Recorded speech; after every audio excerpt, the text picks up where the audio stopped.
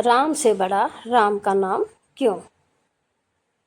श्री राम दरबार में हनुमान जी महाराज श्री राम जी की सेवा में इतने मस्त हो गए कि गुरु वशिष्ठ के आने का उनको ध्यान ही न रहा। सभी ने उठकर उनका अभिवादन किया, पर हनुमान जी ने नहीं किया। वशिष्ठ जी ने श्री राम जी से कहा कि राम गुरु का भरे दरबार में अभिवादन नहीं कर अपमान करने पर क्या सजा होनी चाहिए। श्री राम जी ने कहा, गुरुवर आप ही बताएं। वशिष्ठ जी ने कहा, मृत्यु दंड। श्री राम जी ने कहा, स्वीकार है। तब श्री राम जी ने कहा कि गुरुदेव आप बताएं कि यह अपराध किसने किया है। बता दूंगा, पर राम वो तुम्हारा इतना प्रिय है कि तुम अपने आप को सजा दे दोगे, पर उसको नहीं दे पाओगे। श्री राम जी ने कहा, गुरुदेव राम के लिए सब समान है। नहीं राम, मुझे तुम्हारे ऊपर संशय नहीं है, पर मुझे दंड के परिपूर्ण होने पर संशय है। अतः यदि तुम यह विश्वास दिलाते हो कि तुम स्वयं उसे मृत्यु दंड अपने अमोघ बाण से दोगे, तो ही मैं अपराधी का नाम और अपराध बताऊंगा। श्री राम जी ने पुनः अपना संकल्प व्यक्त कर दिया। तब वशिष्ठ जी ने बताया कि यह अपराध हनुमान जी ने किया है। हनुमान जी ने भी स्वीकार कर लिया।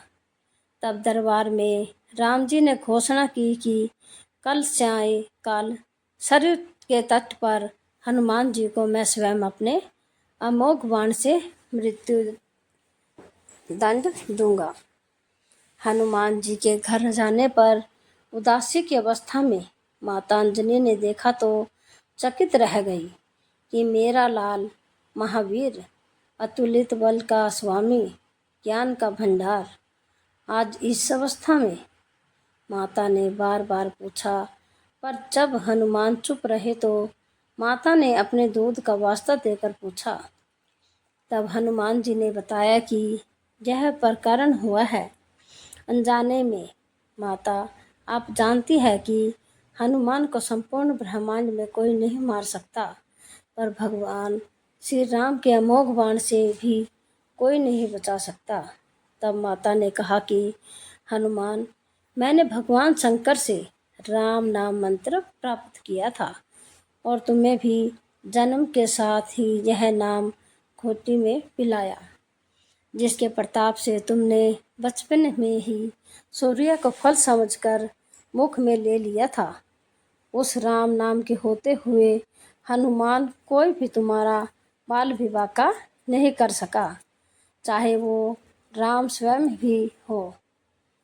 जाओ मेरे लाल, अभी से सरयू के तट पर जाकर राम नाम का उच्चारण करना आरंभ कर दो। माता के चरण छूकर हनुमान जी सरयू किनारे राम राम राम रटने लगे। सायंकाल राम अपने संपूर्ण दरबार सहित सरयू के तट पर आए। सबको कौतूहल था कि क्या राम हनुमान को सजा देंगे, पर जब श्री राम ने बार बार राम बाण अपने महान शक्तिधारी अमोघ शक्ति बाण चलाए, पर हनुमान जी के ऊपर उनका कोई असर नहीं हुआ। तो गुरु वशिष्ठ जी ने शंका जताई कि राम, तुम अपनी पूर्ण निष्ठा से बाणों का प्रयोग कर रहे हो। तब श्री राम ने कहा, हाँ गुरुदेव, मैं गुरु के प्रति अपराध की सजा देने को अपने बाण चला रहा हूँ। उसमें किसी भी प्रकार की चतुराई करके मैं कैसे वही अपराध कर सकता हूँ। तो तुम्हारे बाण अपना कार्य क्यों नहीं कर रहे। तब श्री राम ने कहा, गुरुदेव, हनुमान राम राम की अखंड रट लगाए हुए हैं। मेरी शक्तियों का अस्तित्व राम नाम के प्रताप के समक्ष महत्वहीन हो रहा है। इससे मेरा कोई भी प्रयास सफल नहीं हो रहा। आप ही बताएं गुरुदेव, मैं क्या करूं।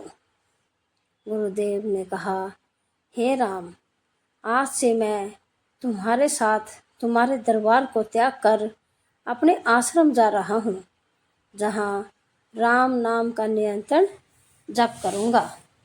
जाते जाते गुरुदेव वशिष्ठ जी ने घोषणा की कि हे राम, मैं जानकर मानकर यह घोषणा कर रहा हूँ कि स्वयं राम से राम का नाम बड़ा है। राम नाम महाअमोघ शक्ति का सागर है। जो कोई जपेगा, लिखेगा, मनन करेगा, उसकी लोक कामना पूर्ति होते हुए भी वो मोक्ष का भागी होगा। मैंने सारे मंत्रों की शक्तियों को राम नाम के समक्ष न्यूनतर माना है। तभी से राम से बड़ा राम का नाम माना जाता है। वो पत्थर भी तैर जाते हैं जिन पर श्री राम का नाम लिखा रहता है। ऐसी ही और कथा कहानियों के लिए आप हमारे चैनल को लाइक करें, शेयर करें, सब्सक्राइब करें। पूरी कहानी सुनने के लिए आप सबका धन्यवाद। कल फिर मिलते हैं एक नई कहानी के साथ। जय श्री राम।